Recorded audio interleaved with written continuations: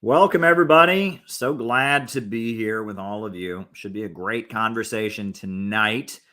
Hit the like button, hit the subscribe button, hit the notifications bell. We are going to have a great time. There's a lot of things to talk about. These are exciting times. There are definitely many exciting developments coming in the world, and the next couple weeks could be decisive. So hit the like button, hit the subscribe button, and hit the notifications bell. Let's have a great chat here tonight.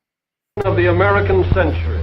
I say that the century on which we are entering can be and must be the century of the common man. A radical redistribution of economic power. I mean, we know that racism is just a byproduct of capitalism. Everything would be all right if everything was put back in the hands of the people.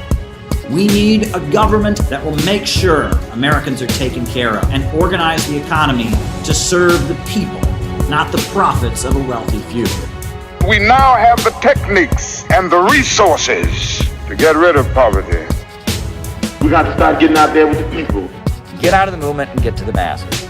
We need a government of action.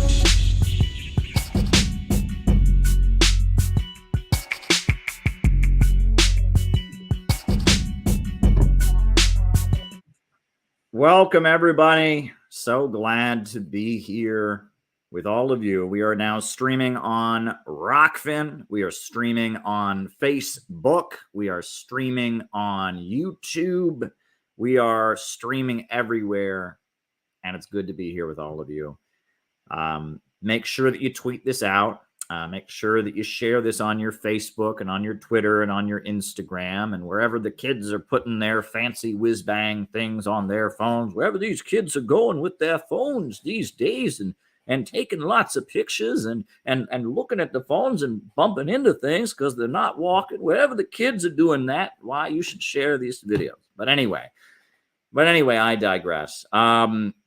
Should be a good show tonight. For those of you who are not familiar, the way we do this here is I give opening remarks. And after I give my opening remarks, I do the roll call where we find out who it is on the other side of the camera. We find out who is on the other side of the camera. That's always a lot of fun, because we have such a wide-ranging audience, people all over the country, people all over the world, really. So that's always fun.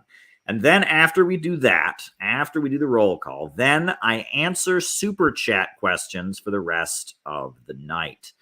So if you have something you want me to talk about in the second half of the show, you got a question, you got a comment, you got something, you want my thoughts on or whatever, just send me a super chat question. I will write it down during the first half of the show. And during the second half of the show, I just keep answering questions, and that generally goes until they run out. So, if it's something that you really want to hear about, by all means, shoot me a super chat. I'll be writing them down for the first half of our show. Wow, got a couple business announcements to start out with. I mean, really only one of any importance. I mean, I'll probably throw some other, long-term business announcements in the later half of the show. But the main business announcement I've got is that a week from tomorrow, February 19th, there is going to be an amazingly important anti-war protest in Washington, D.C. that I've got a lot to say about. Amazingly important. After that anti-war protest, we are going to be having a really great reception in a hotel nearby. There's going to be a hotel near the White House that we have reserved, and we would love to have you at that reception. It's going to be awesome. So if you are able to join us after the anti-war rally, please register on Eventbrite. Here is the link, and it's also down below, but I'm dropping it in the chat as well. Sign up. Just register that you plan to attend, because we want to make sure we know who all is going to be there. There's going to be a good menu of food for folks. There's going to be music and speeches. A lot of people are coming in from out of town. It's going to be an all-star event, February 19th. I mean, the actual event, the big anti-war rally, you're going to have Tulsi Gabbard, Chris Hedges, you're going to have Jimmy Dore. You're going to have all kinds of people. But on top of that, On top of that, our event afterwards, we're going to have some pretty neat guest speakers at our reception afterwards. Dan Cohen is going to be there. That's going to be pretty awesome. Don DeBar is going to be there. Daniel Villa, the host of WBAI Radio, Ahora Latina, is going to be there. It's going to be really, really awesome. There's going to be folks from the various different organizations, the Korean Friendship Association, the American Student Union. They're going to be there. It's going to be awesome. It's going to be really awesome. So register if you haven't done so already. Check out the great video made by Class Analysis and posted on the Center for Political Innovation Twitter. That's a really, really great video. And just register for the event. It's going to be pretty awesome. It's going to be great. So I hope you can make it. I hope to see you there a week from tomorrow in Washington, D.C. at our event. It's going to be awesome. Gonna be awesome. So sign up. Go ahead and sign up. And I think I'll save.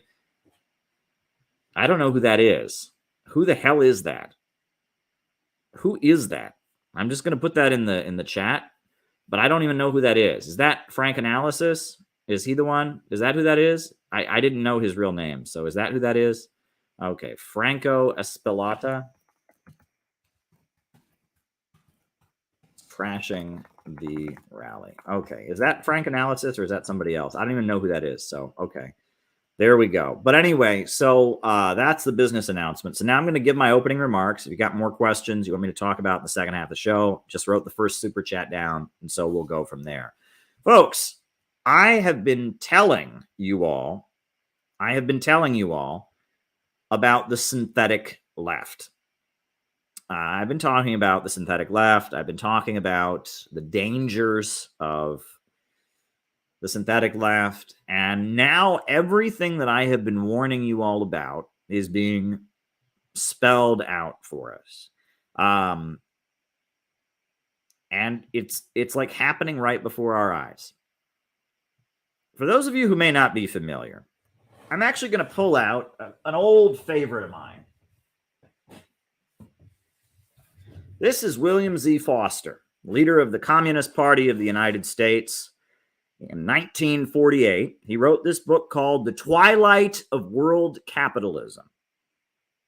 And in this book, published as McCarthyism was getting going, just World War II had just ended. A few years after the end of World War II, the Communist Party USA, that was a big part of the Roosevelt coalition, was being broken apart by the FBI. But in the middle of all of that, William Z. Foster wrote a book explaining what the Communist Party believed and what their aim was. This is before the Communist Party became what it is today. This is back when they were still a revolutionary organization. He wrote this book explaining what it was that the Communist Party was trying to do. What was it that they were trying to accomplish? What were they doing? This is what he said.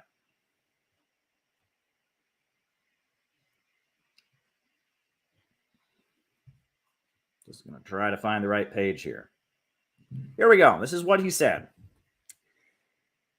In order for the people to put the United States firmly on the path toward peace, democracy, and general well-being, the power of the monopolists.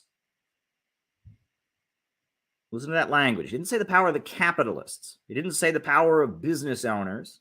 He said the power of the monopolists who dominate our country must be curbed and finally broken. And the people themselves must take political charge under the leadership of the working class.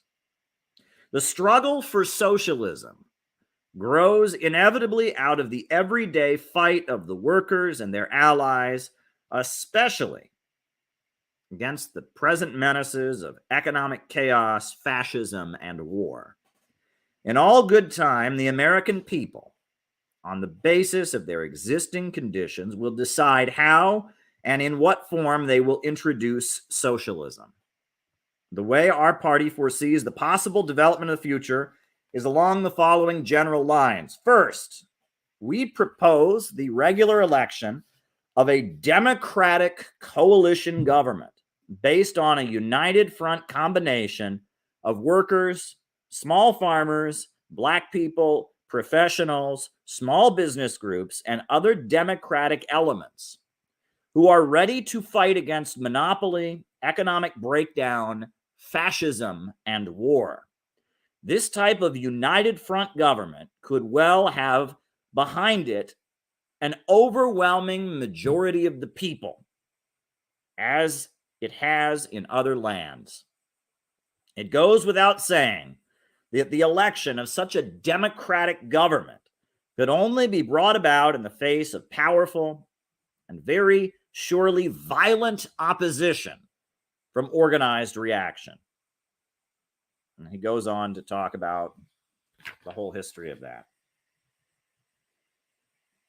About the history of, he said, second, our party contends that such an anti-fascist, anti-war, democratic coalition government, once in power, would be compelled to either move to the left or die. With the state power in its hands, it would be forced to pass over from the more or less defensive program on which it was elected to an offensive policy. Confronted with the sabotage and the open resistance of big business, it would have no alternative other than this if it hoped to realize any progressive legislation and ensure staying in power. A people's government would be forced to proceed directly to curb and undermine the power of the big monopolies by adopting far-reaching policies of nationalization of the banks and major industries, the breaking up of big land holdings, the beginning of a planned economy, the elimination of reactionary elements from the control of the army, schools, and industry, as well as various other measures to weaken monopoly and strengthen the working class and the leading progressive forces of the nation.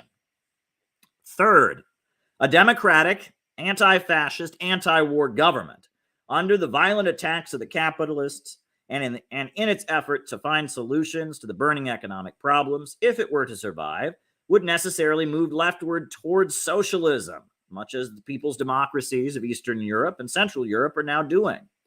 Some liberals believe that a united front coalition government in this country could introduce progressive capitalism, but this is a naive and dangerous illusion. Any people's government in our time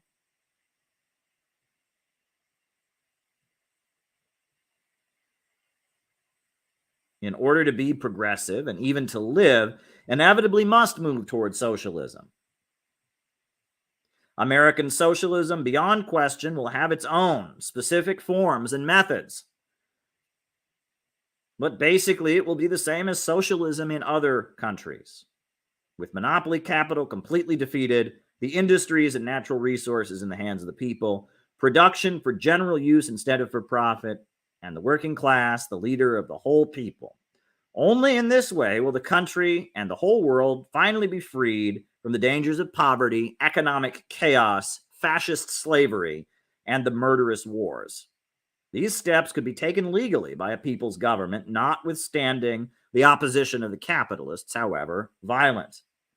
To promote the election of a progressive coalition government of this type, by force of circumstances, would move to the left and eventually to socialism on the general pattern of European people's democracies, is obviously not to advocate a program of force and violence. The enemies of the Communist Party, to the contrary, notwithstanding.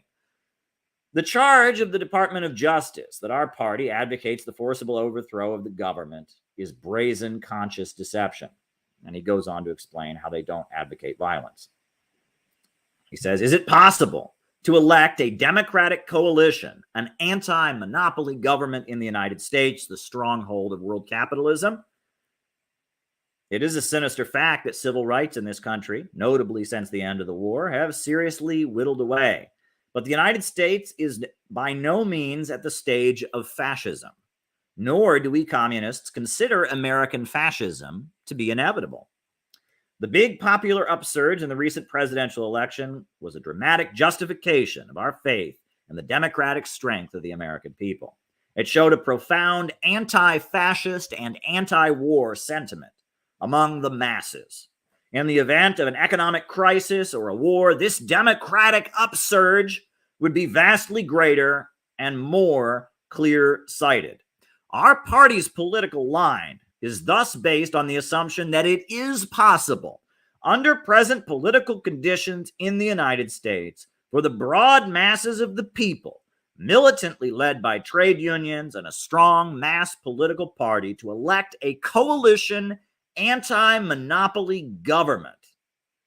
How long this possibility may last in the face of the fascist trends in our country is problematical. But if we should get fascism, if the United States were reduced to the level of fascist Spain, then the communists will also know how to reshape our policies to meet that kind of situation. It may well be asked, what resistance will American capitalism be able to make when the great masses of the people finally decide, as they surely will, to establish socialism? Today, American capitalism is strong, but it is not as strong as it appears to be, nor has it got a permanent lean on strength. Now, it is true, Wall Street is the world bully and is busy trying to organize civil wars in various countries and to arm itself and other capitalist countries for another world war.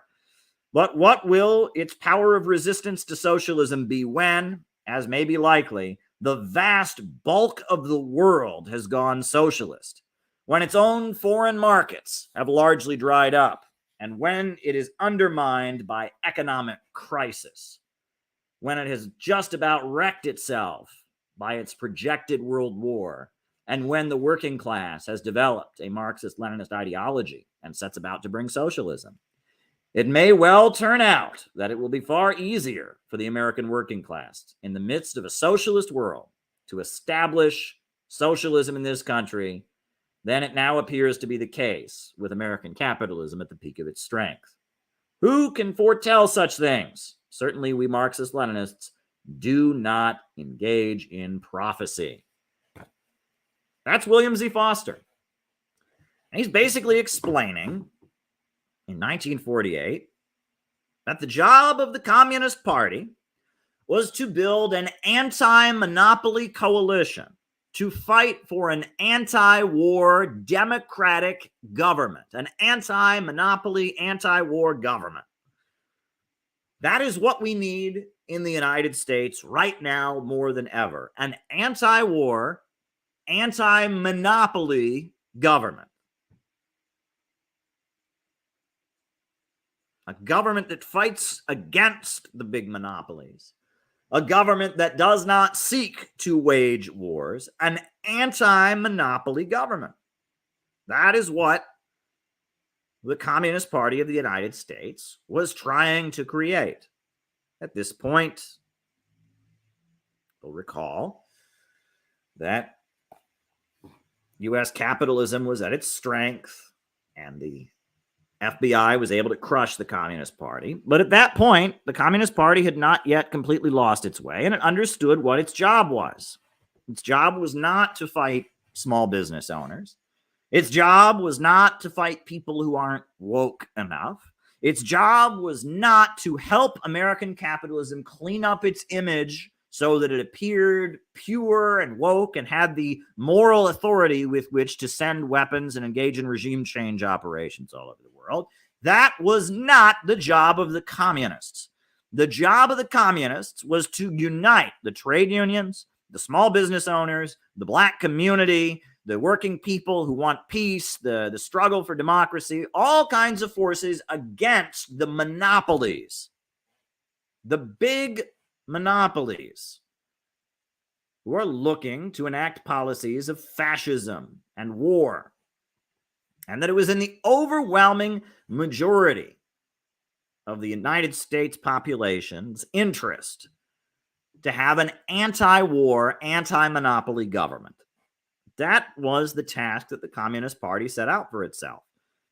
And it made perfect sense that the job of the communists was to build a united front against the war makers and against the big corporations and monopolies, and to bring to power in Washington, D.C., through the democratic process, a government that opposed the big monopolies, an anti-monopoly state, an anti-monopoly democratic coalition government.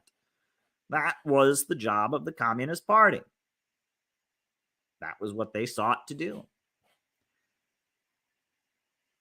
And the understanding was that in a time of an economic crisis, when people all throughout U.S. society were suffering, and at a time when socialist revolutions were expanding across the planet, it would become much easier to do that.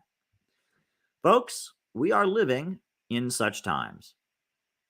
Right now, American capitalism is in a big crisis. And the big monopolies, Amazon, Walmart, ExxonMobil, BP, Shell, and Chevron, Chase Bank, HSBC Bank, BlackRock, Goldman Sachs, these big monopolies have got a grip on power in the government, and they are using the economic crisis to try and forcibly degrow the population. They used the pandemic and the lockdowns to destroy their rivals. And now they're using talk of climate change. And they're using the anti-Russian, anti-Chinese hysteria, all to secure their grip on power. The big monopolies are trying to move toward fascism. Fascism is when capitalism enters a long-term economic crisis. One section of the capitalist class takes control of the government and uses it to forcibly stabilize the capitalist economy with degrowth, creating a class of slave laborers, driving living conditions down, reducing consumption.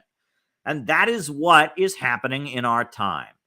ExxonMobil, BP, Shell, and Chevron, Bill Gates, Google, the Silicon Valley fascists, the big oil bankers, the Wall Street money sharks and profiteers have come together, and they have a solid block in the government, and they are trying to forcibly drive down living conditions and set up a militaristic fascist state in order to stabilize capitalism. Under such circumstances, as you just heard, the job of the communists is to build an anti-fascist, anti-war, anti-monopoly coalition to defeat the big banks, to say no to their low-wage police state, to reject their low-wage police state, to reject their degrowth, to reject their drive for war. It is our job to build an anti-monopoly coalition. However, it is not our job to support the monopolists if they simply have a gay pride flag. It is not our job to support the monopolists if they paint Black Lives Matter on their fascist movement. It is not our job to refuse to enter a coalition with forces that oppose the big monopolists because they're Christian and they object to abortion, or they object to homosexuality, or they object to this or that. No, we are supposed to build a broad, united front against the big monopolies. We are not to be working with the big monopolies, and we are not to be refusing to align with any of the forces who could be aligned with against the monopolies. This is our job, to build a united front against fascism and war, to build an anti-monopoly government, an anti-monopoly, anti-war government. That is our job. And that is what the People's Republic of China, right? I think I've got a Chinese flag on here, right? I think I have a Chinese flag I can show you. I believe I do. If I don't have one, I've done this before, but it needs to be done again. Sometimes there are things that you say that are so important, they are worth repeating. This is one of them. And I am going to spell this all out for you. All right, here we go. All right, now this is important. This is the flag of the People's Republic of China. Now, if you've watched previous live streams, you'll know this. Maybe if you studied Chinese history, you'll know this. You won't know this if you've been watching Maoist Rebel News Jason Unruhe, because he has no understanding of Chinese history. What does that flag mean? Well, that big star, that big yellow star, stands for the Communist Party. And those 4 yellow stars, those 4 smaller stars, they represent the block of 4 classes, the block of 4 great classes. Why?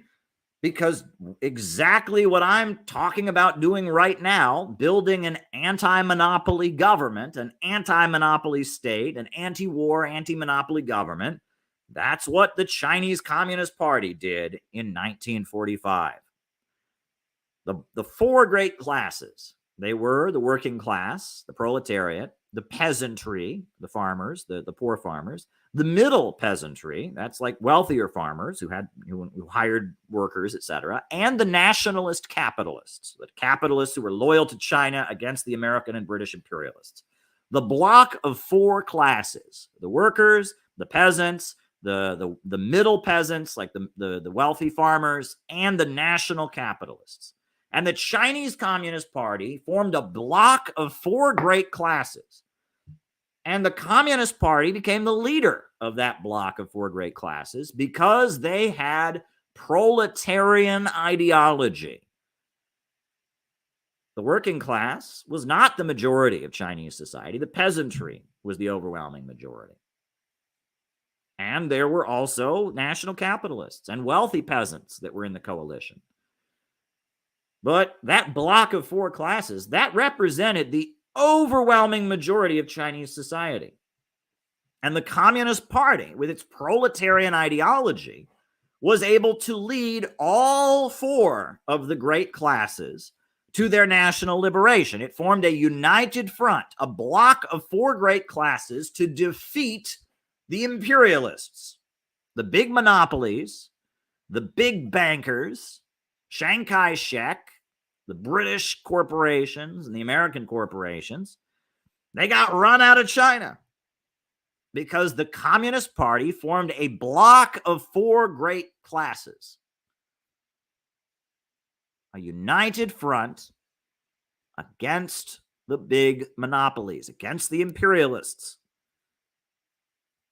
And that is how the Chinese Revolution happened. They built a block, a united front. And the Russian Revolution. How did the Russian Revolution happen? You'll notice, well, that's a whole nother story. I'm not going to go there tonight. But the Russian Revolution, it was a similar story. They formed a revolutionary dictatorship of the workers and peasants. That's what they called it, a revolutionary dictatorship of the workers and peasants. And it was the peasantry and it was the working class, all united around the slogan of peace, land, and bread. And that's how the Bolsheviks took power. United front.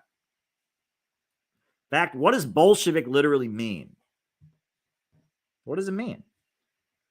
People say, well, what does Bolshevik mean? It means communist, revolutionary. No, it doesn't. No, it does not. The word Bolshevik means majority group. That's all that it means. And the reason that the Bolsheviks were called the majority group was because in 1903, a bunch of Russian communists who were in exile decided, to have a meeting about what kind of party they would form. And the majority of the people in the room decided to go with Lenin and form the Bolsheviks. And the minority, they didn't support it, so they were called the Mensheviks. However, most people in Russia in 1917 were not aware of the complex history of meetings of Russian revolutionary exiles in London. And they weren't aware of that. Most of them were not aware of these things.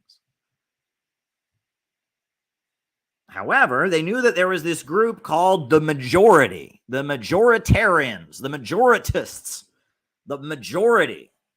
And they wanted peace. And they wanted to end the war. They wanted food, and they wanted to redistribute the land. And to average Russian folks, at that point, Russia was about 60% illiterate. Average people heard about this group that was against the war,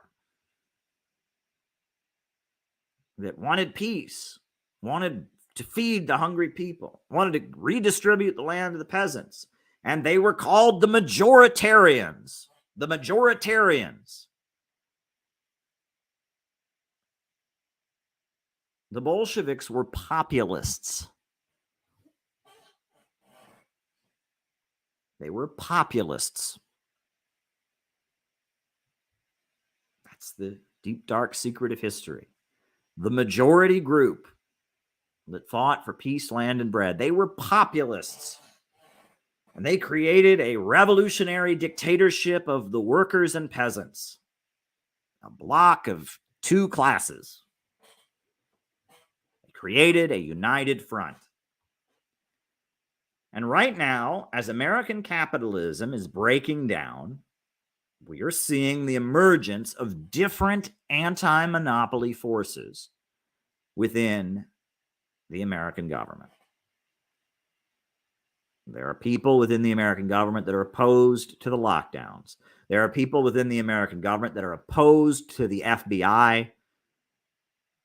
There are people within the American government that are opposed to Silicon Valley censorship and tech monopolies censorship. There are people within the American government that are opposed to sending weapons to Kiev. There is an anti-monopoly bloc forming within the American government. Now is the ideal time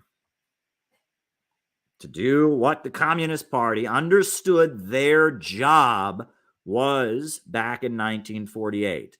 To fight for an anti-monopoly government, an anti-war government. Now is the ideal time to be doing that. However, most socialists, most leftists in America are not doing that.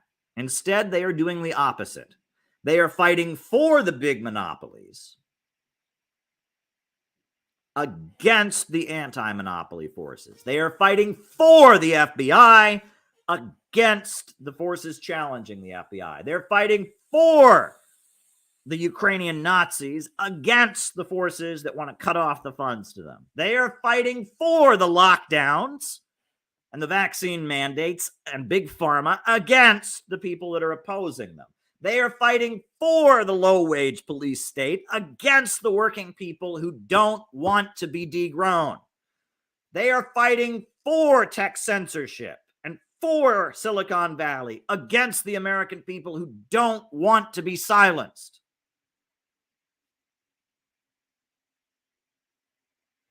And this is a problem.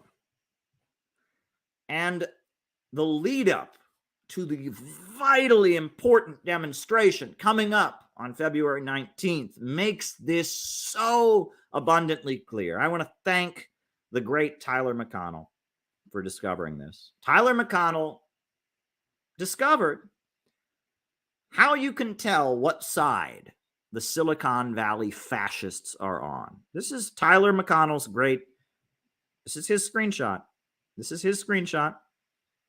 Tyler McConnell decided to Google the Rage Against the War Machine demonstration. Try to type into Google, see what comes up. This is what comes up. There's a protest happening a week from tomorrow in Washington, D.C. And if you type in to Google what's happening, this is what you will find. The first article that comes up is from Black Agenda Report. Why the Rage Against the War Machine rally is anti-war so white.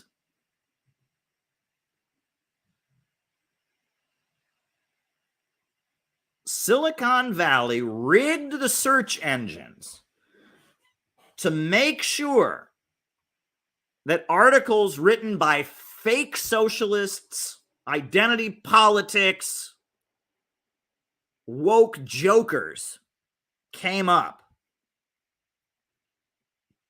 This is not accidental. We know that they rig the algorithms. They rig the search engine results. Black Agenda Report has decided that everyone who goes to this rally is a big fat racist. Oh my God, they're racist. And it just so happens that the Silicon Valley fascists, Bill Gates, Mark Zuckerberg, agree with Black Agenda Report. And they have rigged the search engine to promote their woke condemnation of this rally. The screenshot's right there. We know what side the Silicon Valley tech monopolists are on. We know what side they're on in Ukraine. We know what side they're on in Taiwan and in China. We know what side they're on the Korean Peninsula. We know what side they're on the lockdowns. We know what side they're on when it comes to the FBI versus the people of America and their freedom. We know what side they're on when it comes to the Uhuru movement versus the FBI. And now we know what side they're on. We know what side they're on when it comes to this important rally. Now, maybe Black Agenda Report repudiates this. Maybe they don't accept, they don't appreciate it, but they should look themselves in the mirror. When the search engine results are being rigged to promote their denunciation of an anti-war protest, it should be obvious that this anti-war protest is a progressive, revolutionary anti-war protest, so much so that they're rigging the algorithms against it. But folks, the denunciations of this anti-war demonstration have gotten to be so unbelievably stupid. This is the best one I could find. It's by Melinda Butterfield. Melinda Butterfield gave her opinion of the upcoming protests. This is what Melinda Butterfield wrote, right? There's a whole long screed about Lyndon LaRouche and all kinds of stuff that's not really that important. But here's the most important sentence in this article, this brilliant article written by Melinda. This is what Melinda writes about the Rage Against the War Machine rally. Quote, "Its true purpose is to strengthen the grip of the openly white supremacist movement in the United States based on anti-trans panic, hatred of migrants and refugees, censorship of Black and LGBT history, and robbing women of their right to abortion."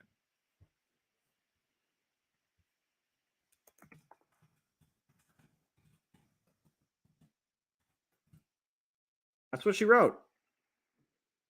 The true purpose of this rally, Chris Hedges isn't there because he wants to stop the war. He's there because he wants to strengthen the grip of an openly fascist white supremacist movement. You know, Garland Nixon, he's African American, but I guess he's lying to everybody when he says he's there because he wants to stop the war, because actually, even though he's African American, he's going there because he wants to strengthen the grip of an openly fascist white supremacist movement. Cynthia McKinney, U.S. Congresswoman, who Melinda endorsed in 2008 and voted for when he was a member of the Workers' World Party, or she was a member of the Workers' World Party. But I guess Cynthia McKinney, even though Cynthia McKinney's political views, even though she's a Black revolutionary, Black nationalist, no. She is going there because she wants to strengthen the grip of openly fascist white supremacists. This is the stupidest thing I have ever read.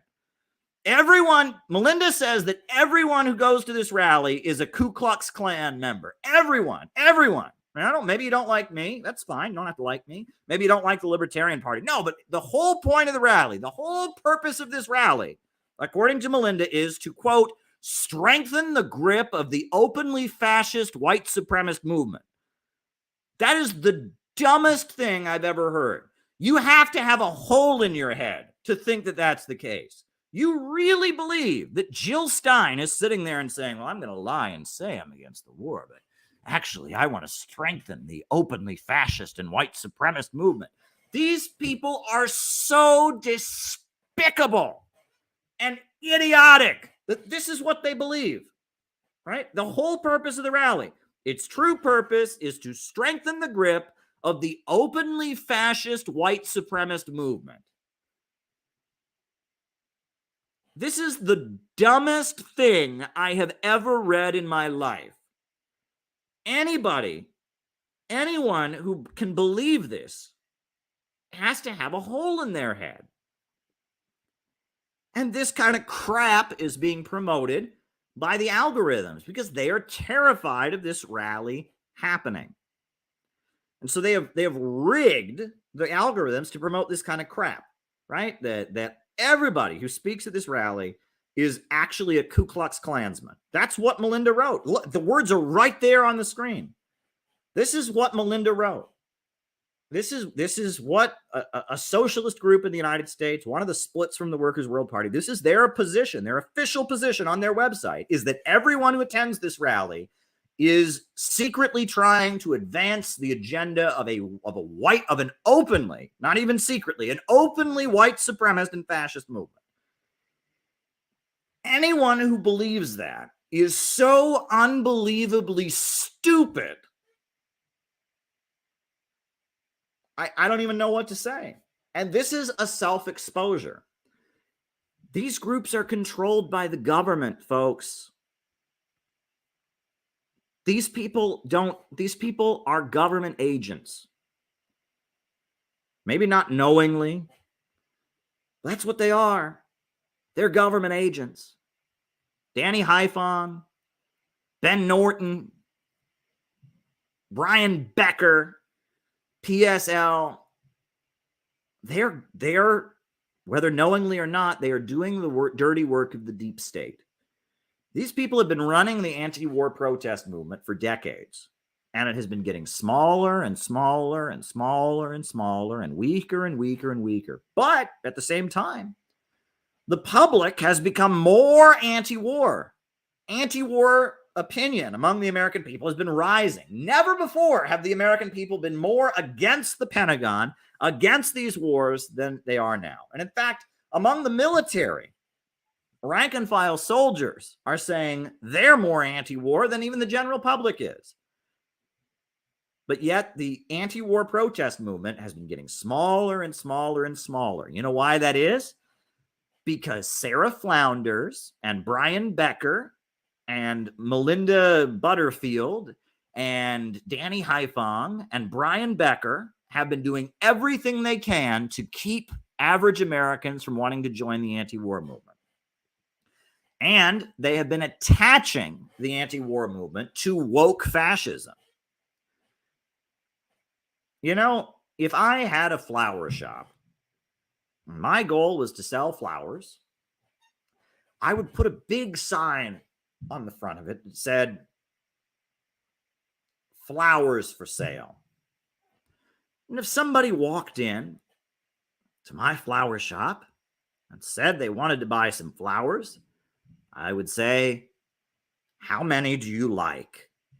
And that's how I would stay in business as a flower shop owner. People walked in, I want to buy the flowers. I'd say, great, how many do you like? And I would sell them the flowers.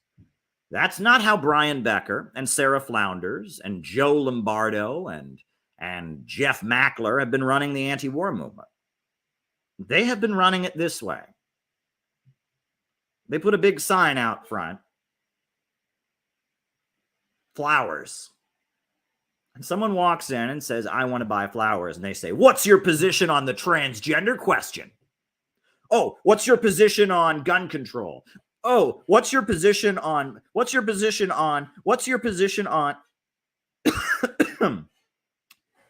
you ran a flower shop that way, you'd go out of business in a week. You would go out of business in a week if you ran a flower shop that way. The only way a flower shop that operated that way, that every time somebody walked in to try and buy flowers, they gave them an interrogation to make sure, I don't know if we can sell to you. I don't know if you're morally pure. I don't know if you passed our woke test. Anybody who ran a flower shop that way would go out of business in a week unless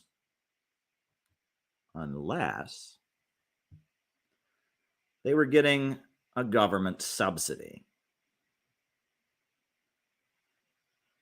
Unless it was arranged that there were no other flower shops that could compete with them and that they were the only store in town. Unless it was arranged that anybody else who tried to open a flower shop conveniently got canceled on social media. It just happened that way. Unless it was arranged that anybody who joined their organizations and tried to actually get them to do what they planned to do and be effective got driven out. Folks, I don't know if these people know that they are agents, but they are. They are agents. And their job is to keep average Americans from joining the anti-war movement and to prevent the emergence of a real anti-monopoly coalition. That is what their job is. And there are powerful forces that have gotten them the gig and are doing everything they can, including rigging the algorithms to help them keep this gig. All the proof I needed to show you is right there, right? Do I need to pull up Tyler's screenshot? I'll pull it up one more time, right? Again, you think this is fake? You think this is a fake screenshot? This is how much they love the PSL, Black Agenda Report, Workers' World, Joe Sims, CPUSA phonies. They rigged the algorithms to promote one of their articles.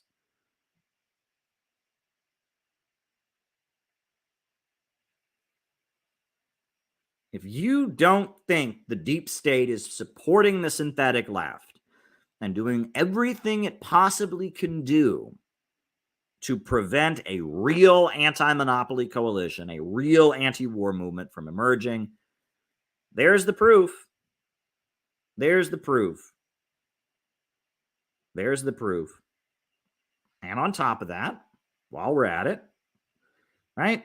If you don't think these people are lying sacks of shit, if you think that they're honest, you think that they just really believe this. Caleb, you have your beliefs, you really believe the stuff that you believe. And it looks like these people, they just believe their stuff, Caleb, they just have their beliefs, Caleb. Well, if that's the case,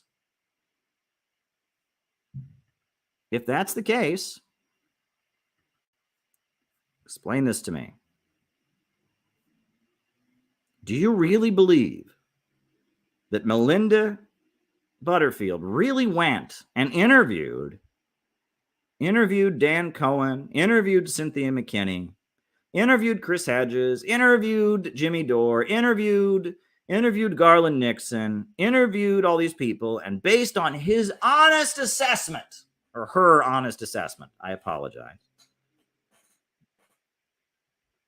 Do you really think this is an honest opinion?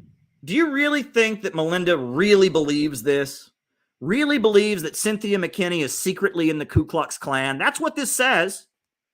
That the purpose of the rally is to strengthen the grip of an openly fascist white supremacist movement. This article says that all the people who have supported this rally, the Green Party, the Libertarian Party, all of them are secretly wearing KKK hoods. And they're secretly plotting to wipe out other races. That's what this says. Do you think that Melinda really believes this? Really believes that this rally is some kind of neo-Nazi conspiracy intended to strengthen the grip of an openly fascist white supremacist movement? Do you really think Melinda believes this? I don't. I know this person. They're not stupid. I knew this person. They're not stupid. They're not stupid. They're not this stupid. They're not. They're just lying. This is their job.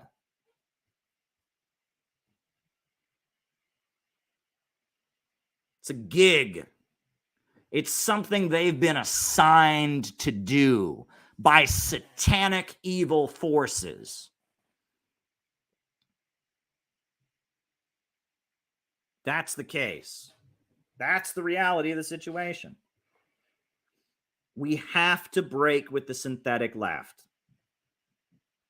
We have to break with the synthetic left. Out of the movement to the masses. Out of the movement to the masses. Out of the movement to the masses. Out of the movement to the masses. Out of the movement to the masses. Out of the movement to the masses. Out of the movement to the masses. Out of the movement to the masses. Out of the movement to the masses. Out of the movement to the masses. Out of the movement to the masses. Out of the movement to the masses. Out of the movement to the masses. Out of the movement to the masses. Out of the movement to the masses. You know, there's that Lenin quote I always read to you all. That Lenin quote that I always read to you all. I'm going to see if I think I have a graphic of it I can pull up because it's so gosh darn important. It is so important. It is so important. And if I can just pull up a screenshot of it, maybe not. Maybe not, but let me see. I'm trying to dig through files here to see about where I have stuff. Do I have this Lenin quote? Do I have it? Do I have it? Do I have it? Do I have the Lenin quote? I don't have the Lenin quote. What a shame. So I'm just going to have to read it to you all. Just going to have to read it to you all. I won't be able to put it on the screen, but I've read it to you all again, and I will read it to you once more. There's a really important essay by Vladimir Lenin, and it's about how, when World War I broke out, all these socialist groups that claimed to be so revolutionary supported World War I. It's called Imperialism and the Split in Socialism. It's 10 pages. It's not that long. You should read it. And at the very end of the essay, I've quoted it to you all a million times.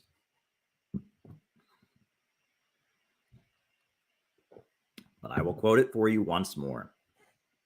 Lenin writes, "Neither we nor anyone else can calculate precisely what portion of the proletariat is following and will follow the social chauvinists and opportunists. This will be revealed only by the struggle, and it will definitely be decided only by the socialist revolution. But we know for certain that the defenders of the fatherland and imperialist war represent only a minority. And it is therefore our duty, if we wish to remain socialists, to go down lower and deeper to the real masses." This is the whole meaning and the whole purport of the struggle against opportunism. By exposing the fact that the opportunists and social chauvinists are in reality betraying and selling the interests of the masses, that they are defending the temporary privileges of a minority of workers, that they are a vehicle for bourgeois idea and influences, and that they are really allies and agents of the bourgeoisie, we teach the masses to appreciate their true political interests and to fight for socialism and for the revolution through all the long and painful vicissitudes of imperialist wars and imperialist armistices.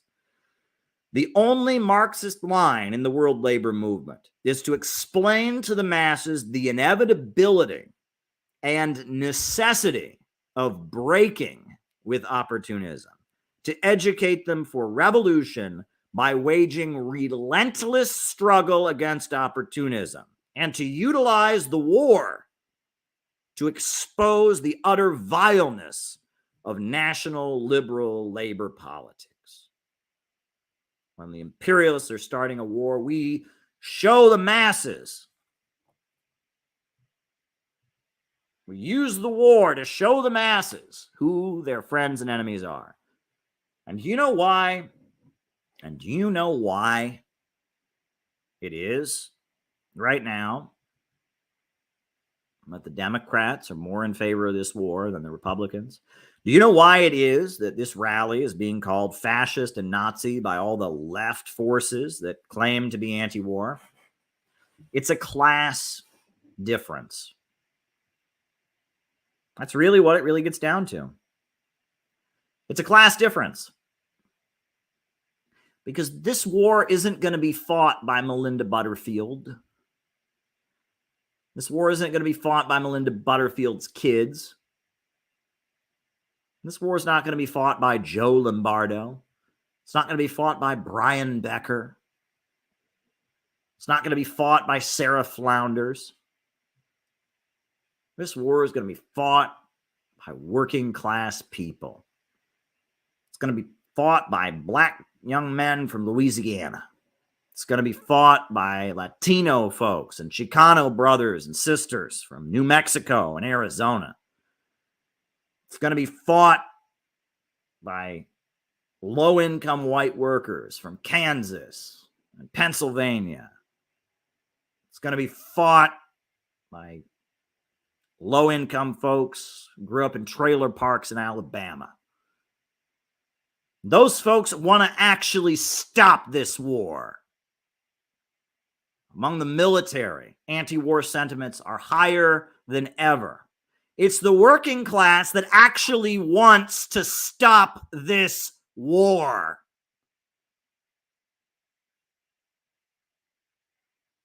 And this war,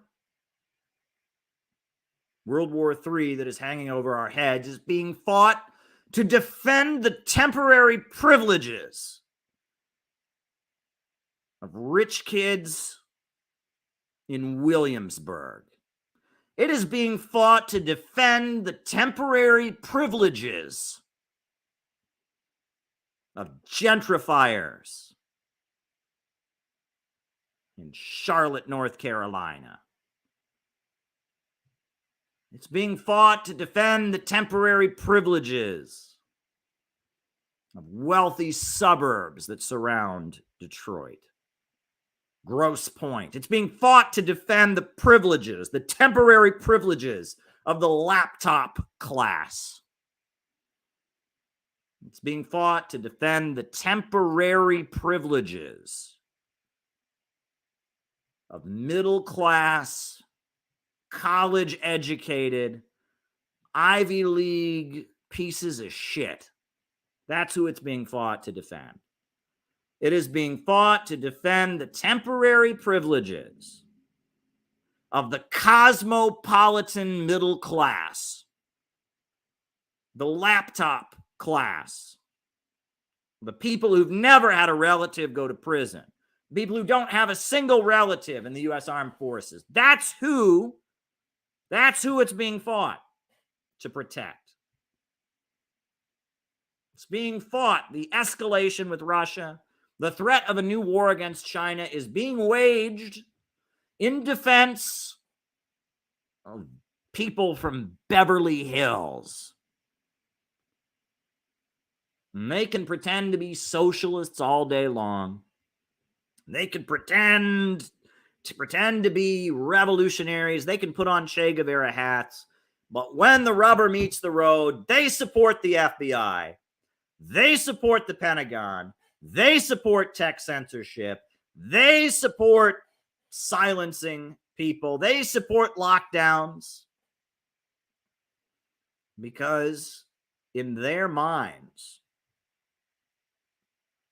they are more afraid of the rabble. They are more afraid of the rabble. They are more afraid of the black folks in Oakland. They're more afraid of the black folks in Louisiana and Alabama and Mississippi. They are more afraid of the low-income white workers in Oklahoma. They're more afraid of the working people of Kansas and Montana than they are of world war. That's what they're afraid of. That is what they are afraid of.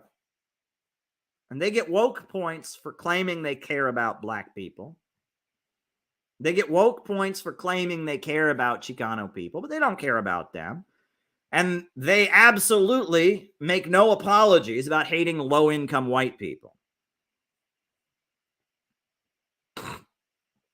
Yeah.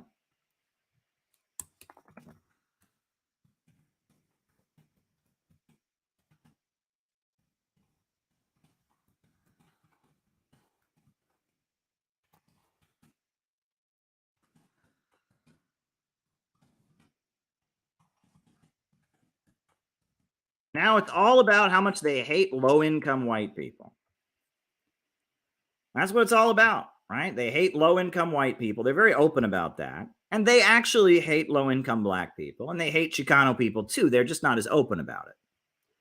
And the reason that they hate low-income black people, and they hate low-income Chicano people, and they hate low-income white people, is because they consider themselves to be superior. They went to NYU and Harvard and Yale, and they learned all the right woke buzz phrases. They learned how to be politically correct and talk about white gender privilege and mansplaining and intersectionality. And that's what it means to be a leftist. You go to a fancy, expensive university, run up all kinds of debt so you can turn your nose up and say, I am so much better than you. Oh my God, you're racist. You're racist. That's what you are. Oh, I'm so tired of your white man splaining. That's all it means to be a leftist. And most of those folks blatantly support arming the Nazis in Kiev. Most of those folks blatantly support a new war against China. Most of those folks are pretty clear about wanting to violently overthrow the government of Iran. And there's a small faction among them who pretend to be anti-imperialist. The PSL, Black Agenda Report, people like that. They pretend to be anti-imperialist, but they are way more afraid of the working class than they are of these wars. They would much rather have World War III than have the working class in motion. They hate the workers. They hate the workers. That's what they hate. They hate the working class. They're terrified of the working class. They hate the working class. Well, folks, there's an expression that I heard many years ago.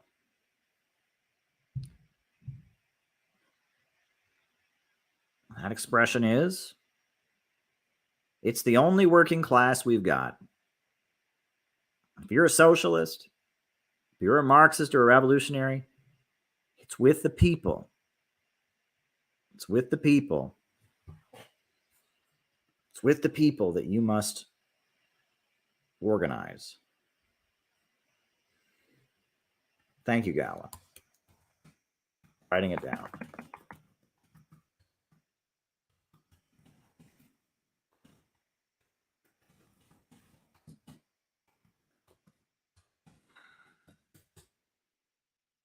This rally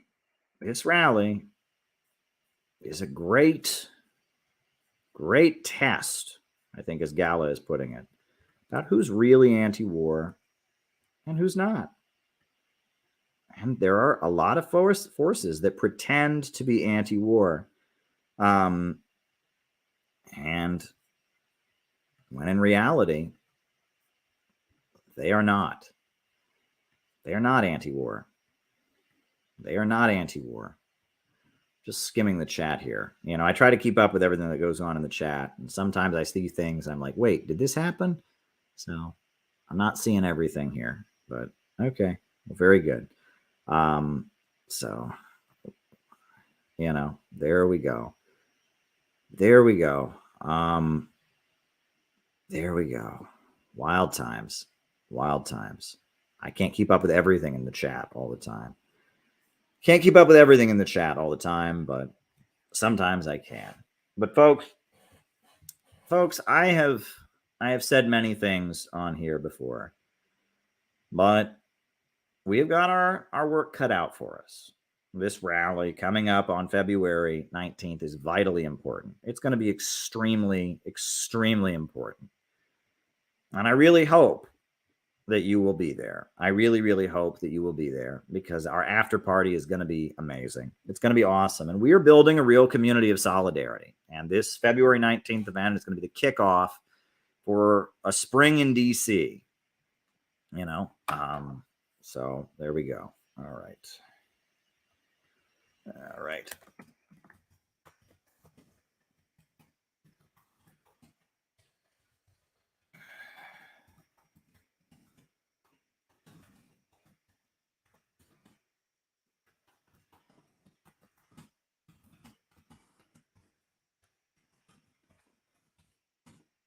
Okay, wrote it down. But it's going to be an important spring. You know, we've got the Summit Against Hypocrisy, which is coming up. We'll be promoting that a little bit more after after our event on February 19th. That's going to be really, really great. You know, and it's going to be great. It's going to be tremendous. And you know, I mean, we got a lot of important stuff to do. But I think that it's just really important to highlight where different forces align. And I just wanted to get that out of the way. I just wanted to let people know about this because there is a class struggle going on. And the left, the so-called left, has revealed itself to be on the wrong side. You know, they're clearly on the wrong side. If there ever was such a situation, they are on the side of the imperialists. You know, the left has basically admitted that its role is not to oppose the wars. It's not to impose the low-wage police state. Their job is to clean up the image of American imperialism, give American imperialism the opportunity to clean up its image and claim to be the bastion of human rights and justify their interventions around the world.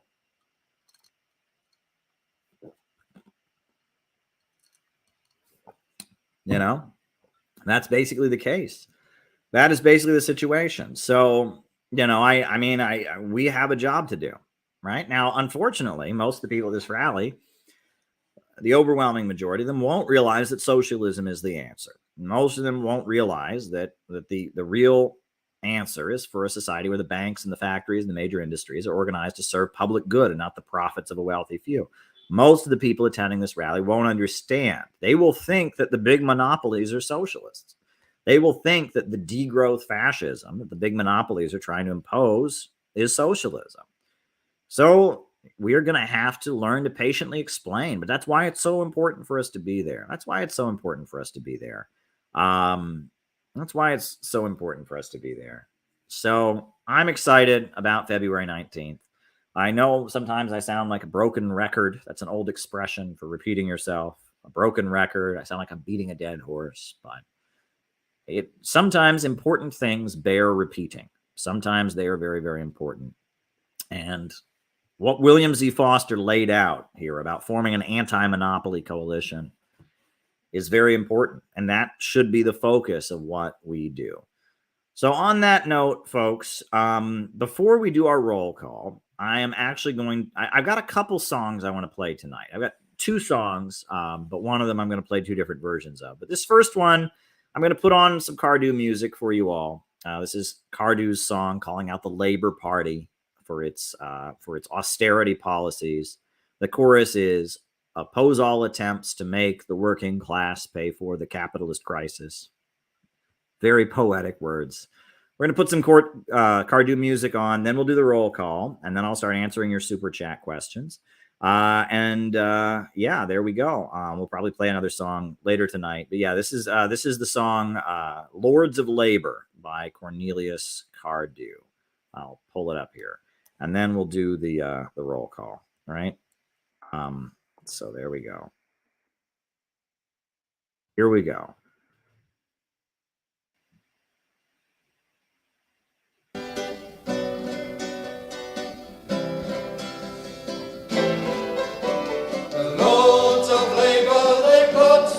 The bankrupt schemes to keep us down. Their message to the working class is to cringe before the rich man's frown. They say that it's in the whole country's interest to tighten our belts and make no demands, but they speak for the class that exploits us and rules us, and we must get them off our hands. Our labor power is all we have. We must sell it at the rich man's price.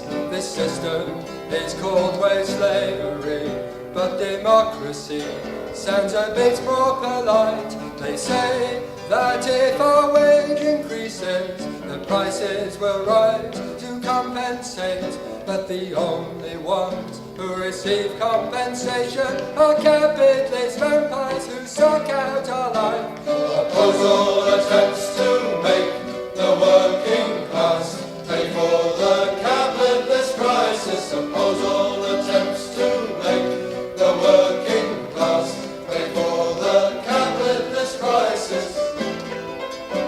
The capitalists fight with one another to corner the market and divide up the world. The quest for maximum profit is the cause of war and puts us on the door.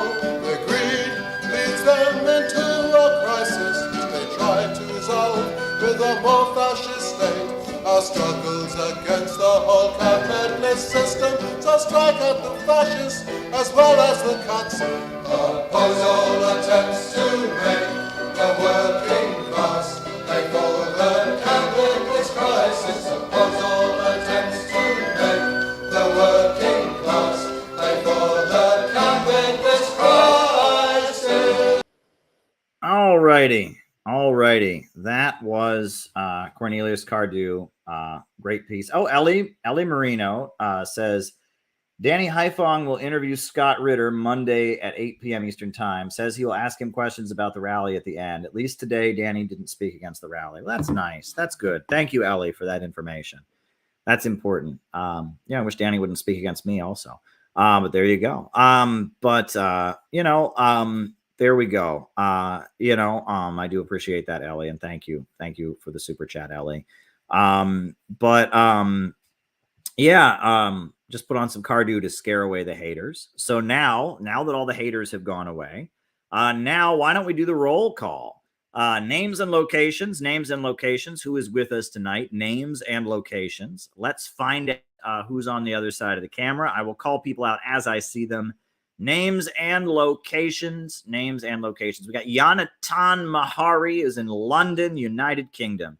We got is Cynthia McKinney. Oh my goodness. Is Cynthia McKinney Semitic?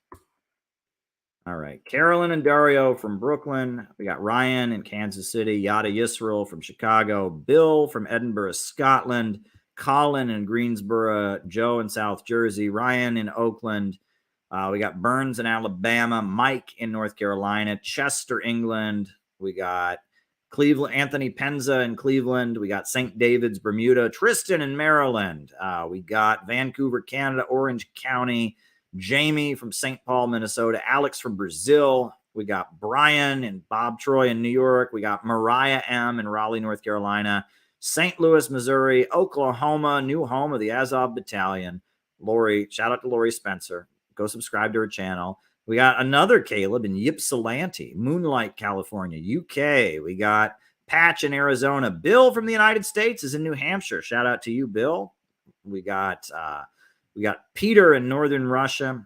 We got Newfoundland, Canada. Kendall in San Diego. Ireland. We got Tom G in Switzerland.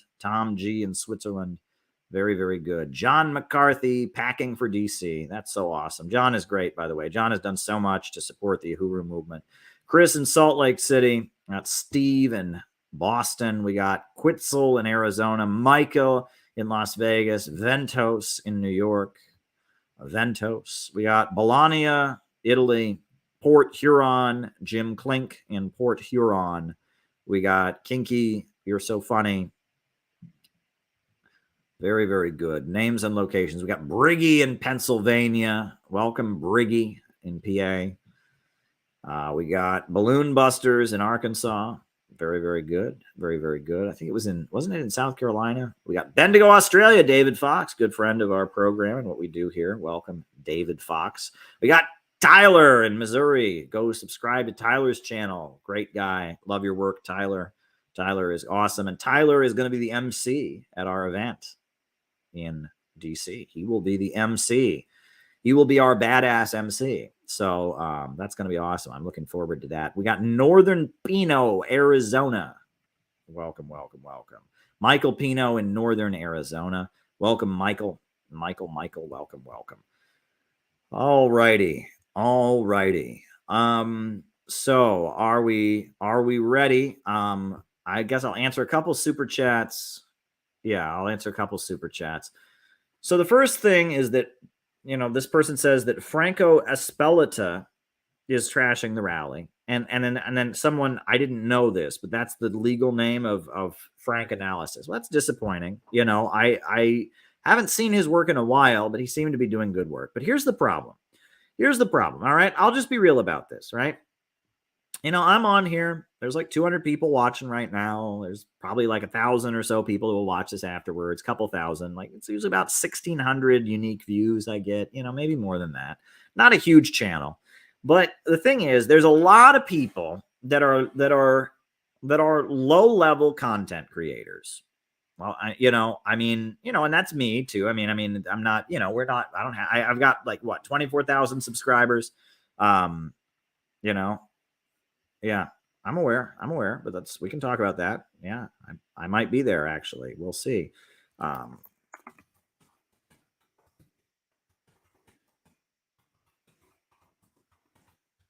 Writing it down.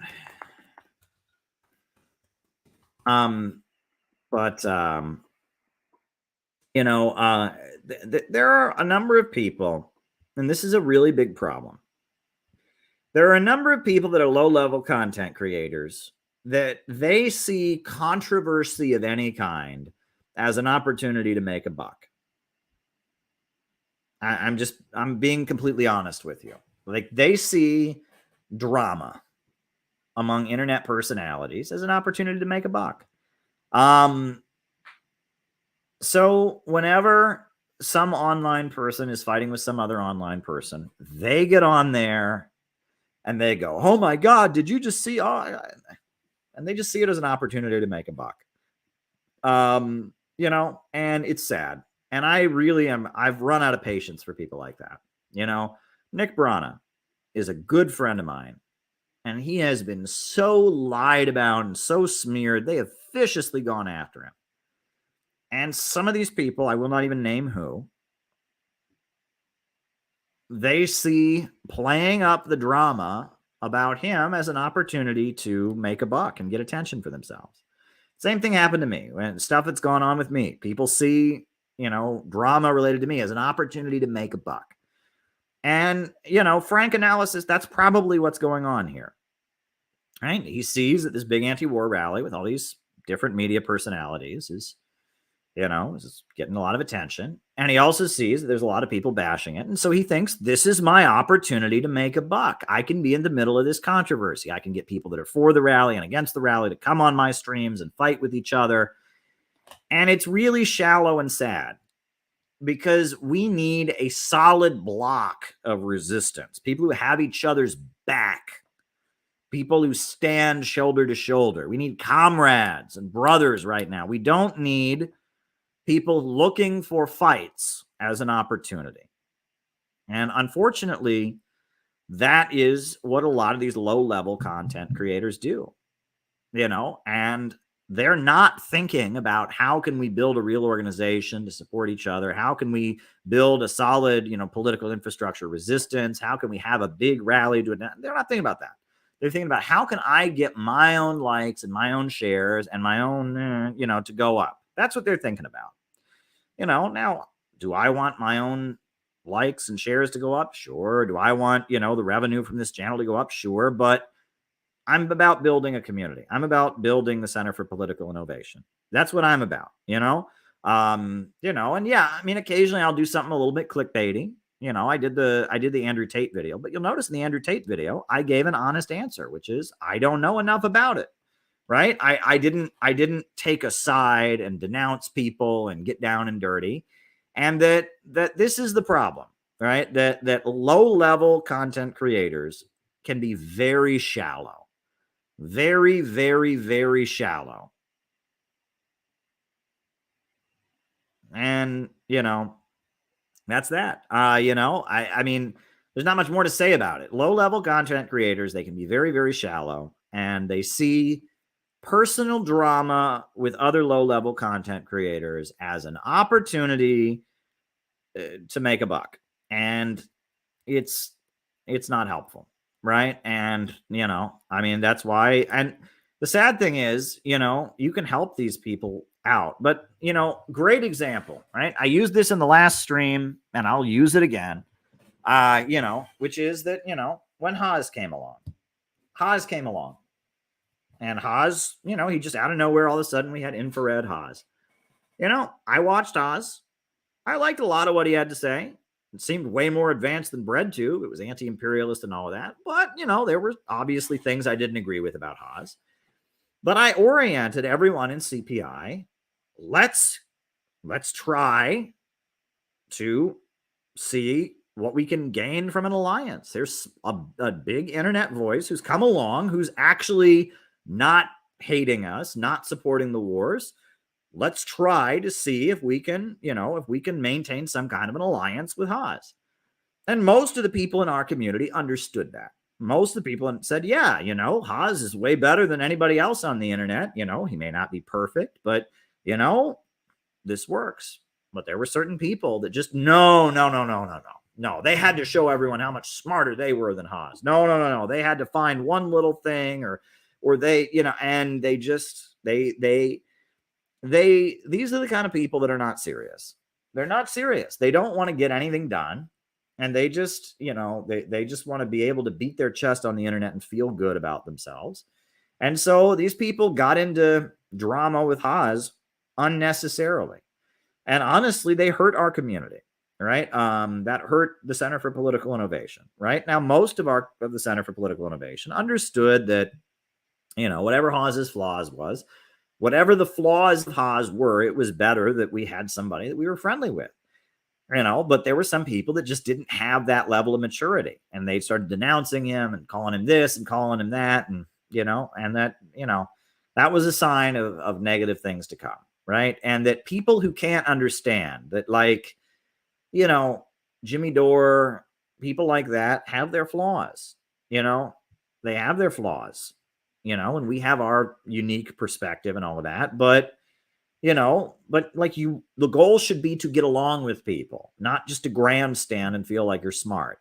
And, the people who just want to grandstand and feel like they're smart, I mean, they need to get lost. Right. And, and that, we're doing our own thing here. We are our own thing, but we should try to have as many allies as possible. Just like I was saying in the opening of the stream about the United Front, like, you don't gain anything by just being alone on the internet and right. You don't, right? And it's like the goal should be to have as many friends and allies as possible to unite around our common goal, which is, putting forward anti-imperialism. And, so yeah, there you go. All right. The next question is Yugoslavia's market socialism desirable? Well, Yugoslavia, just like any other country trying to build socialism, they had a unique model for doing so. They called it worker self-management. In 1948, Yugoslavia broke with the Soviet Union. And then they started setting up their economy where, I believe, if I'm not mistaken, factories in former Yugoslavia functioned kind of like collective farms where they sold products to the state. The state would purchase, like if it was a tire factory, the factory made so many tires, the government paid the factory so much per tire, right? It was not like, where the factory was just government owned. It was individually owned, and then it was paid per product by the state. And that Tito presented what he called worker self-management as being more revolutionary, more socialistic, because there was factory autonomy, etc. However, Stalin and the Soviet Union looked on it and they said, well, actually, no, this is going to break the solidarity of the workers. There are different ways of implementing socialism, right? You can have a market sector.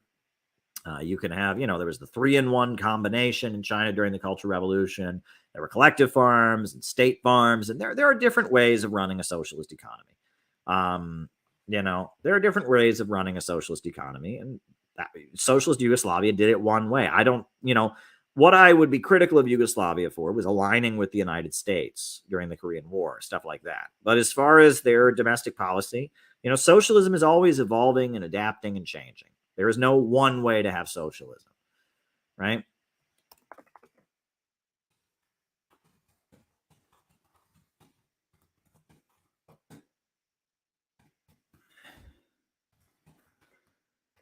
I agree, by the way. I love Jimmy Dore. I mean, Jimmy Dore is like one of the greatest voices out there. I mean, he's amazing. And, like we should do everything we can to support Jimmy Dore.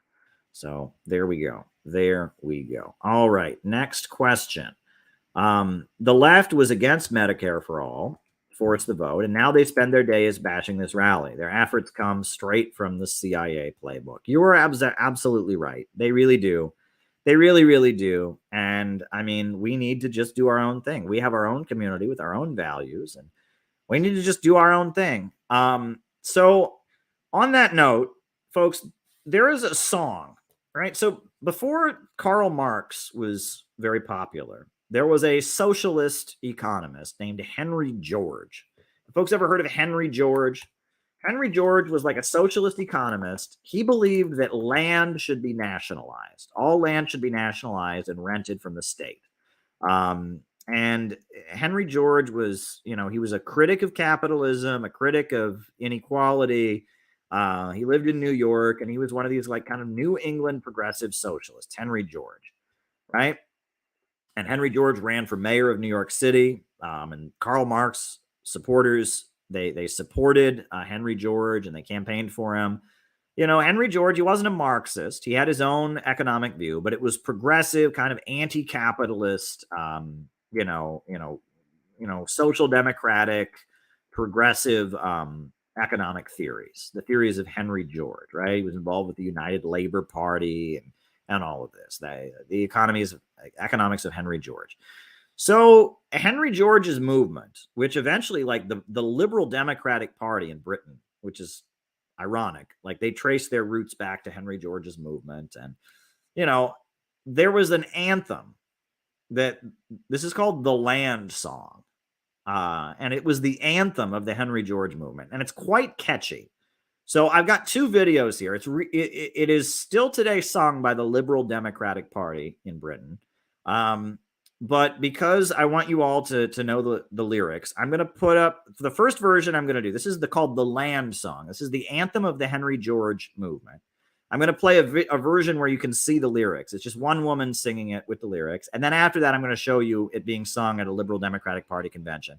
But it's a great song. And it's called the Land Song. And it's like a socialistic anthem against the rich and powerful. Okay, John, no problem. It's like a socialistic anthem criticizing the private ownership of land, the concentration of wealth and power in the hands of a wealthy few. So I'm gonna put that song on. I'll play first the version where you can see the lyrics, and then after that, the crowd singing it. So here we go. Y'all, and sounded far and wide. March along to victory, for God is on our side. While the voice of nature thunders o'er the rising tide, God gave the land to the people. The land, was God who made the land. The ground on which we stand. Why should we be beggars with the ballot in our hand? God gave the land to the people. Hark, the sound is spreading from the east and from the west. Why should we beg work and let the landlords take the best? Make them pay their taxes on the land just like the rest. The land was meant for the people. The land, was God who made the land. The ground on which we stand. Why should we be beggars with the ballot in our hand? God gave the land to the people. clear the way for liberty. The land must all be free. Fellows will not falter from the fight, though stern it be, till the song we love so well shall sound from sea to sea, o'er land that's free for the people. The land, 'twas God who made the land, the ground on which we stand. Why should we be beggars with the ballot in our hand? God gave the land to the people. The banner has been raised on high to meet the battle din. The army now is marching on, the struggle to begin. We'll never cease our efforts till the victory we win. And land is free for the people. The land, 'twas God who made the land, the ground on which we stand. Why should we be beggars with the ballot in our hand? God gave the land to the people. So now that you know the lyrics, I'm going to show you this being sung by a group, because this song really is great for like group singing. So this is the song being sung at a Liberal Democratic Party rally. For God is on our side, while the voice of nature thunders o'er the rising tide. God gave the land to the people. The land was God who gave the land. The land, the ballot in our hand. Why should we be beggars with the ballot in our hand? God made the land for the people. The sound is spreading from the east and from the west. Why should we work hard and let the landlords take the best? Make them pay their taxes on the land and fight the rest. The land was meant for the people. The land was God who made the land. The ground on which we stand. Why should we be beggars with the ballot in our hand? God made the land for the people. Clear the way for liberty, the land must all be free. Liberals will not falter from the fight they've said it be. To the flag we love so well, we'll fly from sea to sea. Oh, the land that is free for the people. The land, the God who made the land. The ground on which we stand. Why should we be beggars with the ballot in our hand? God made the land for the people. The army now is marching on, the battle to begin. The standard now is raised on high to face the battle din.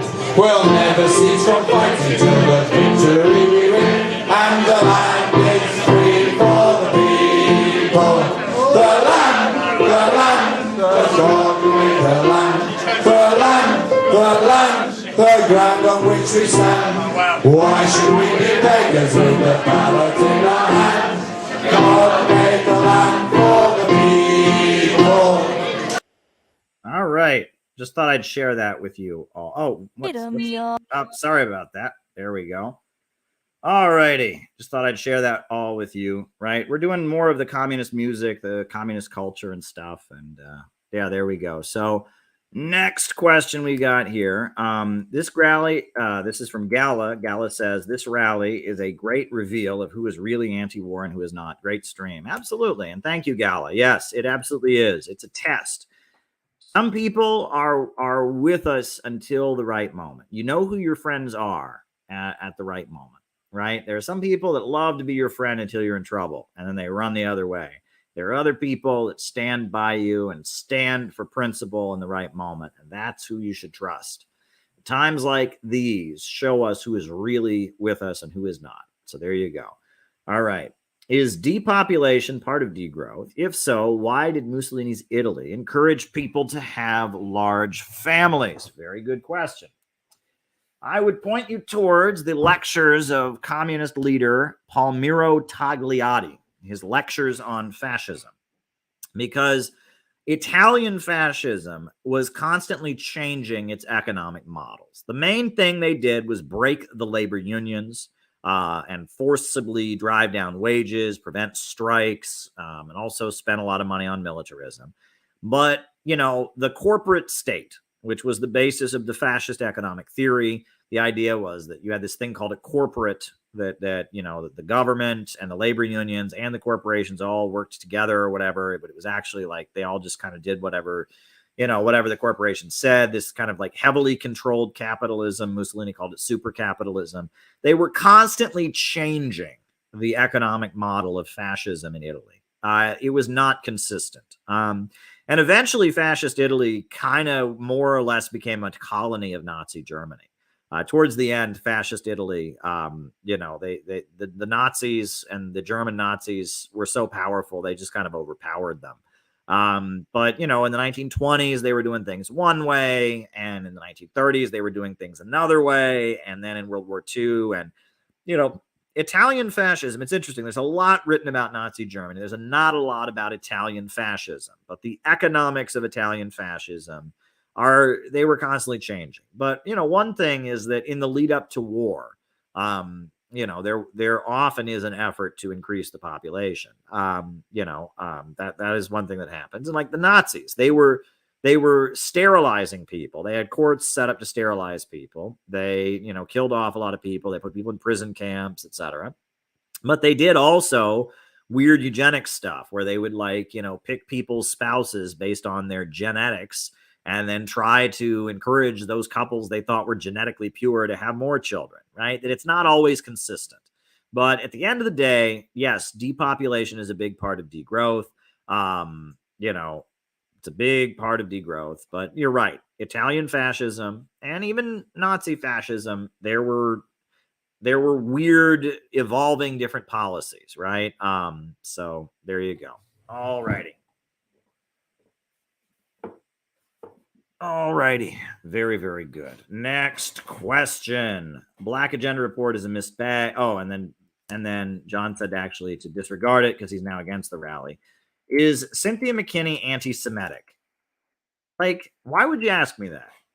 I don't think Cynthia McKinney is anti-Semitic. I've met her a few times. She seems like she's very opposed to she's very opposed to the rule of the world by a small group of bankers and billionaires. She's very critical and opposed to Israel. She's vaccine critical as well. But does she sit around hating Jews? Is she sitting there going, these Jews, I want to kill Jews, kill them Jews? I don't think so. I really doubt it. You know what I mean? She never came across that way in the times that I've met Cynthia McKinney. I've interviewed her before. She made a billboard, a 9/11 Truth billboard. That she was there for the dedication of this billboard they put up in Times Square that was 9/11 Truth. I interviewed her about that. She seemed pretty cool. I've been at conferences where she was at. I never felt Cynthia McKinney was seething with hatred for Jews. I just don't see her that way. So, but they pin that label on anybody. I'm called anti-Semitic because I wrote a book criticizing the Israel lobby. And honestly, I've admitted that I used language that was kind of insensitive in that book. That's why I took it off the market. But it's just like, there's certain types of people, they see anti-Semitism under every rock. If you criticize the rich, everyone knows rich is code for Jew. It's just like, you will always be called anti-Semitic. You really will. Real anti-Semitism is very easy to spot. All right. And the other thing is real anti-Semitism is always seething in anti-communism. Always, right? It's like anti-communism and anti-Semitism walk hand in hand. In fact, it's like they assume you're anti-communist, right? If you read anything by George Lincoln Rockwell or David Duke or any of the straight up, those folks just hate Jews. It always starts out with, how bad communism is? Communism is the most evil thing. Well, communism is secretly run by the Jews, and that's how they talk. And you can always tell anti-Semites because they are seethingly anti-communist. They hate communism, and then they believe that communism is somehow a secret conspiracy by the Jews. And then they think Hitler was great because he killed all the communists, and they love fascism, right? And they think that the USA was wrong in World War II because it aligned with the evil communists in the Soviet Union. And it's like anti-communism and anti-Semitism walk hand in hand. They're like synonymous with each other. August Bebel, who was the leader of social democracy and socialism in Germany, he's quoted as saying anti-Semitism is socialism for fools. And I would agree with that. There are certain people that honestly, I mean, I don't know how any other way to put it. They're just so stupid.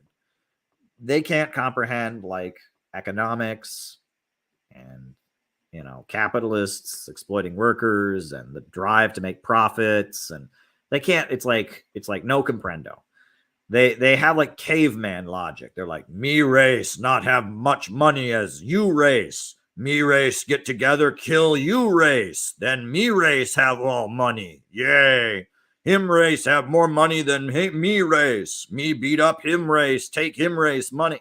That's how these people think. It is this Neanderthal ideology. It's like, you know, I mean, it's Neanderthal politics. It's, you know, they sit around, they're like, people of this other race have money and my race doesn't have the money. Well, it makes me mad. I want to fight for my race to have the money. I mean, that's really literally how these people think, right? You know, Ku Klux Klan type people, David Duke supporters. That is the level of intellect we're dealing with right here. Right? You know, it's why them Jews have all the money. I'm going to beat up the Jews and I'm going to get their money. It's not some high level thinking there. Let me just put it that way. You know, I will say that E. Michael Jones, now that guy is anti-Semitic and he's actually very well read. So I guess he's the exception to it. E. Michael Jones is the you know, he's the Catholic traditionalist scholar, and he's anti-Semitic. I mean, he is, but he actually, like, you know, I mean, there's like logical arguments and like historical facts and data in what he writes, you know. I don't agree with a lot of what he says, and he can be very stupid also, but, you know, his writing, he doesn't sound like a grunting Neanderthal. Most anti-Semites sound like grunting Neanderthals. I'll just be honest with you. I mean, it's just there's no other way to put it. So, you know, we're not anti-Semites here because we're not idiots, right? Like, and that's what people don't get. If I was an anti-Semite, you know, I would be an idiot.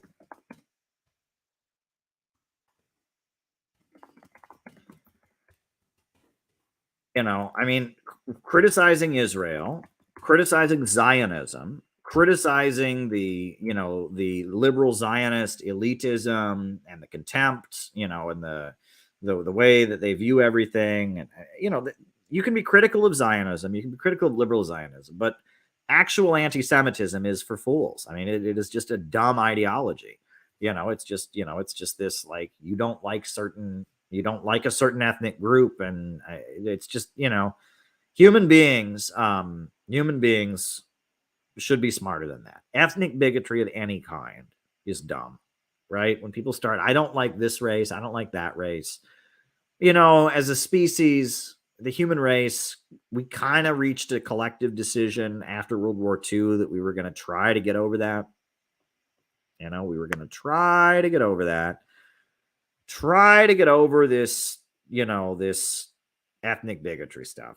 Right? So whether it's anti-Semitism or anti-Black racism or anti-Latino or anti-Asian racism, like, someone is going around judging people and saying that, you know, oh, this race, they're the bad, you know, it's this ethnic group, that's who I'm after, this religious group, you're not dealing with, it's just not good. I mean, it's just not a good thing. And it's also not high caliber thinking. You're not dealing with like really deep thinking, intelligent human beings when you're dealing with anti-Semites or racists of any kind, right? When anyone's espousing racial bigotry, it's not highly intellectual stuff.